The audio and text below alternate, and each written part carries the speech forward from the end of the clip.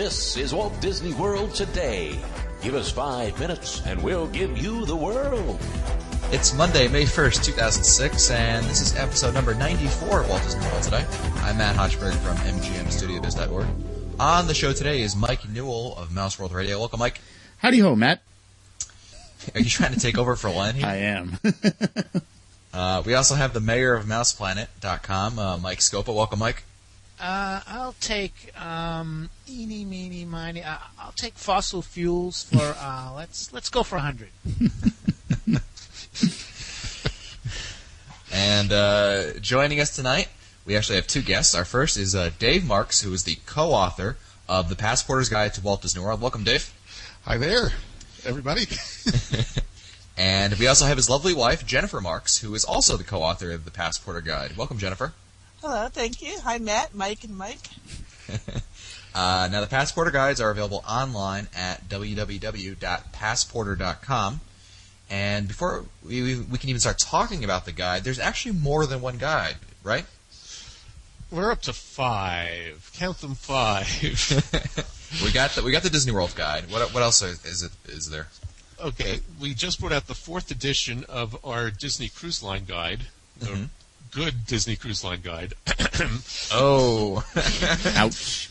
You went there. We also, as publishers and editors, brought out the Walt Disney World for Your Special Needs, written by Deb Wills and Deb Coma, back in the fall. We had them on the show to talk about that book. That's right. Mm-hmm. We just recently released Passporter's Treasure Hunts at Walt Disney World, which Jennifer edited, and Jen and Jeff Carter, who are familiar to the folks at Rad, put that together. And in just a couple of weeks now, long-awaited Disneyland book. Ooh. Passporter Disneyland and Southern California. That'll be... Well, it's in transit right now. I think it may have just come off the boat out on the West Coast and probably going on a flatbed train right now and heading to the middle of the country. Huh. Wow, congratulations on the new book. So, Thank you. That's been years in coming. Yes. Better be good. And, well, as Mike Scopa always says, this is WDW Today, so let's talk about the Walt Disney World aspect of your 5 books. Although you could, I think, 3 of those books that can make a good... Those, that's right. 3 of the books are Walt Disney World. Now, your books are really interesting. I've actually only seen the Disney World Guide one, and it's not your father's guidebook, to put it gently. No, it's quite what I don't want to describe it, but why don't you guys tell our listeners just exactly what's the scope of this book, because it has a lot to it, more than just words and pictures and things like that. Yeah, it's like a guidebook on steroids, I think. You want to describe it, Dave? She's punching. She doesn't want to describe it. Okay. Does the FAA allow it on the? Do you have to check it, or I mean, it's there's no metal in there, so okay. But it is what you have. We have a 300 jam-packed pages of travel guidebook in the front of the book, including absolutely the best fold-out, full-color guide maps to the parks that anybody's got. He's very humble, isn't he? Oh, well, that's because you made them. I can say it, And then in the back of the book, there are 14 organizer pockets built right into the spiral binding. Mm-hmm. So you've got a place to jot down all your plans as you plan your trip, to keep all the papers that come in, like your room reservation confirmation slips and your airline e-tickets and all those other goodies, and slip them into the pockets. There's a pocket for your travel plans. There's a pocket for your hotel plans. Then there's one pocket for each day of your trip. So you can lay out all your plans on the pocket. You can jot down what you've actually done, keep track of your budgets, save all your papers. If you're a scrapbooker, which I'm not and Jennifer's not, but there are a lot of scrapbookers out there. The scrapbookers love this because there's all sorts of things you can jam into those pockets. And when you're all done, the book has become not only a planning guide, but you've got a keep strip. We make a practice of getting a Disney guide map for each day that we're in the park. So there'll be an MGM map in one slot on one day, and then there'll be a Magic Kingdom map on the next day, that kind of thing, and it just fills up with all sorts of goodies. How'd you come up with that idea for that? Is that something that you guys had thought, or someone was like? Well, a lot of people claim that they thought of it, but Jennifer is the one I'm guilty. who did it. Yeah. She's guilty. I was the one that was a big Disney fanatic, and I was making folders, to put my reservation sheets in and to keep maps. And one day, coming back from Epcot on the bus, I was just daydreaming and watching, looking out the window, and I had this idea. It just popped into my head of this little pocket with, all filled out, pre-filled out, where you could put your schedule on the front and your day's events on the back, and shove all your stuff in the pocket. I'm like, wow, this would be really cool. And at the time, I was writing computer books, and I was looking for an idea. So, I really, really wanted to write about Walt. There were quite a few good books out there already. Didn't want to reinvent the wheel. Right. And I thought, hey, I could do this. And I just, I intended just to be a planner. Then it took on a life of its own. And 4 books later. There you go. Yes. Well, yeah. So. Well, that's interesting. That leads me to another question, which is, how did you were you guys both like super Walt Disney World nerds before you met?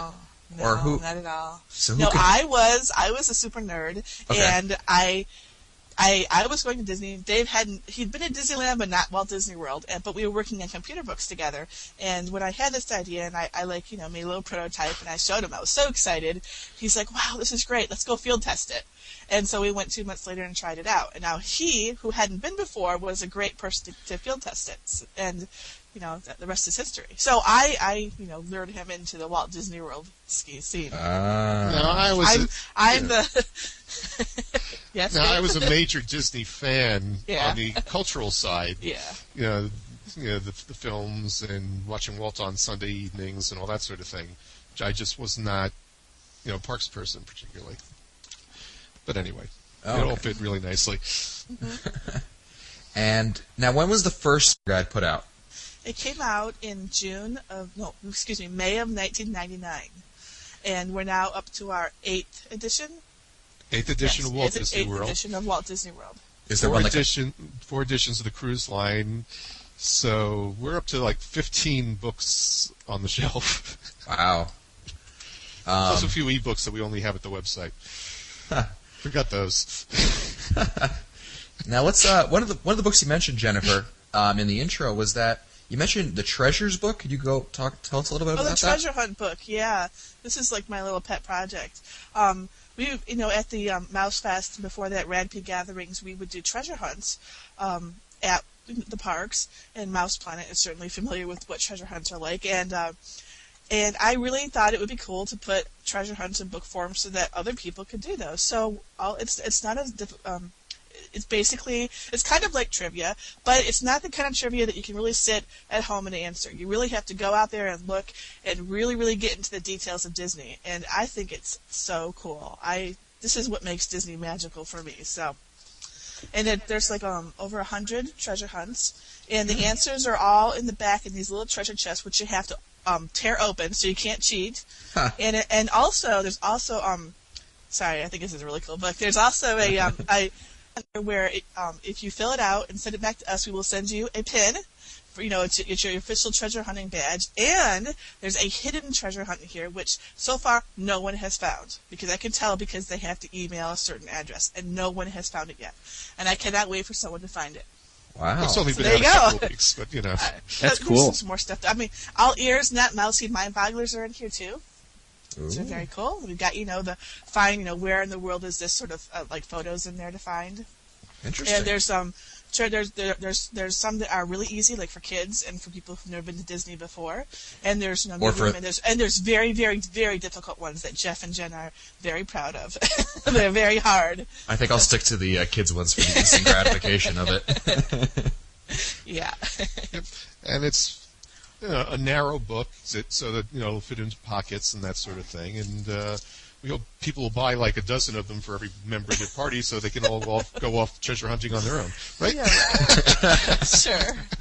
That's always the thing I always find interesting about the Disney World Passporter guide is how the bookstores always try to handle them, because they don't exactly fit into the shelves like the rest of the books. Mm-hmm. So they always but they're not big enough for like the the large print books. Mm-hmm. So they always have creative ways of displaying the books usually. Mm-hmm. Are the rest of the books, besides the Disney World book, are they also of that Disneyland has the spiral binding, Okay. but the other three, Walt Disney World for Your Special Needs, Cruise Line, and Treasure Hunts, those are all standard paperbacks. No pockets, just, Oh, how boring. Yes, but, I know. I'm sure they are very interesting. They're also a lot cheaper to produce, and they can be printed in the USA at a good price. Yeah, because we have to print the other ones in Hong Kong. Long lead time. Yeah. Okay. And if not Hong Kong, we could go to Singapore, someplace where fancy books can be produced at an affordable price. There you go. Do you publish the books yourselves? Yeah. Yeah. Mm-hmm. Wow. How difficult is that? At this point, not too difficult. We've been doing it for a while. Honestly, actually, I don't think the whole thing has been difficult at all. We both have a good background in this. Obviously, I was writing books for Wiley, and I'm a graphic artist. And I used to work at a printer. So we've got Dave. Of course, he can tell you all his stuff. We've got a lot of stuff that comes together. It works out perfectly. So, I'm not going to say there's not challenges to it. Coming up with the money for the next print run can be a challenge. But, it's a business. Yep. Now, the Cruise Line book, tell us a little bit about that one. Do you guys go on, are you big Cruise Line fans of the Disney Cruise Line? We love the Disney Cruise. Yeah, I don't know, maybe been on 9 or 10 at this point. We were on a 2-week Panama Canal repositioning cruise in September. Oh, wow. That was a good cruise. I imagine. But yeah, we've been on not all the special itineraries with small variations, but basically all the major itineraries, at least we hope we'll be in Europe next year. It depends on how many of these books we sell, Yep. We have a cruise booked. But this was the original guidebook to the Disney Cruise Line. Mm-hmm. We were sitting around. We really we're enjoying the cruise and said, well, we know how to do this, and we think that we're a small business. We don't have to sell a huge number of books for it to be profitable for us to put it together. And so that's a cool idea, because all these other guys, nobody's done a guidebook to the cruise line. We can be the first, and being the first is really neat. I was checking out the Passporter website, and I noticed that, Dave, you have won the 1,000,000-point question at Who Wants to Be a Millionaire, did you not? I sure do. I've got the jacket to prove it. Wow, I am a millionaire fanatic. That's all. I spend days at that attraction. I love playing. I think it's the best attraction at Walt Disney World, in my opinion. It is. It's interactive. It is. It's a totally different attraction every time you go there, and right. You can win a cruise. How cool is that? I know. How cool is that? Yeah, yeah. Tell us about the experience, Dave. I would love to hear about it. Oh boy. Well, like everybody else who goes in there trying to make it happen, it just happened. Yeah, in fact, it was on our last day of a vacation, and we were about to head back to our hotel and go to the airport, and Dave's like, no, let's just go to Millionaire. I'm like, no. Yes, let's go. Okay, fine. So we almost didn't go at all. It was very, last minute. Wow. And I think he got into the hot seat right away. No, Jennifer and I had both been in the hot seat a bunch of times by then, and so getting to the hot seat was fun, but we already knew what the chances of getting 1,000,000 points were, even if you made it to the hot seat. So it's like, hey, this is fun. I'll get more pins. I gave my father a 1-pin set because hey, how many pin sets can you have, right? Yeah. Oh, I know. I've got a couple sitting in the closet. It's like, right. Great, more. And it just kept going. Yep. It just kept going, and was it? Did you find that the stack of questions was particularly easy, as in they were up your alley, or did you kind of get lucky with some things? Was there cheating going on? I got lucky with one or two. I already learned that Ask a Total Stranger works. I've actually got some. I've learned to depend on the kindness of strangers, and so I made my way up to the top. And the last question was just something that went right back to my cultural beginnings, effectively. Mm-hmm. It was something. My paternal grandfather was a huge opera and Broadway and culture fan of all sorts. He was into Disney too. He'd always watch Walt on TV, and he had to get the first color TV on the block so that we could watch Wonderful World of Color, that sort of thing. And it was a question about Mary Martin, and which of these 4 Mary Martin musicals did she not win a Tony for? Was it A, Peter Pan, B, The Sound of Music, C, I Do, or D, South Pacific? And I thought of that and said, well, I know which 3 definitely won Tony Awards, and if you get a Tony Award, if the musical gets a Tony Award, then the actress gets a Tony Award. Okay, I'm going to take a shot at this, and I was right. Yeah. What were you thinking, Jennifer? It was so exciting. I'm sitting in the back because we'd had to go carry over into the next show. No, take it back, because usually they put you in the front. This was all in one show, so I was sitting up in the very top. No one was paying attention to me. In fact, I was so high up they couldn't even see me on the cameras. And so I'm up there watching him. I'm like, oh my goodness, he's going to do it. And he did, and the balloons come down, and the streamers come down, and the crowd is just so excited. That was very, very memorable. It was incredible. Wow. It was so... It's a great cool. attraction for our listeners who have been there once and thought that was enough. I mean, I can't recommend it enough for. Well, except that one, don't go there when I'm there because I need the less numbers. But it's a great attraction in my opinion. But that's great that you guys won it. That's did your review of Millionaire in the book change after that? No. It went up from 4 stars to 5 stars or something like that? No, I think it was a 10 and it stayed a 10. We always liked Millionaire from the day it opened. So, oh, great. Yeah. Yeah. Mm-hmm. And actually the prize at that time was still, going to New York to watch Regis, except between the time that I won it and the time that I got around to using it, Regis had stopped doing the show, and they said, well, we've started giving away cruises. You want one? That was a tough choice. Yeah. I don't think so. Yeah. Well, that's great. And the guide, again, is The Passporter's Guide to Walt Disney World, among the other 4 books that they have. Mm-hmm. And all the books can be found at passporter.com, is that correct? That's right, or in your local bookstore. Oh yeah, we got really great distribution of our books. So yes, especially this year, we're doing really well. Yep. Well, we'll be sure to put a link in the show notes to Amazon and all that, so that our listeners can get it if they're not aware of it. Dave and Jennifer, thank you for coming on. Thanks you so much, us. Matt. And that's it for us today. This has been episode number 94 of Walt Disney World Today. If you want to find older episodes, read our show notes, or send us your comments, visit the Walt Disney World Today website at www.wdwtoday.com. You can also email us at questions@wdwtoday.com. For Len Testa, Mike Scopo, Mike Newell, Dave Marks, and Jennifer Marks, I'm Matt Hochberg. We'll see you on the next show.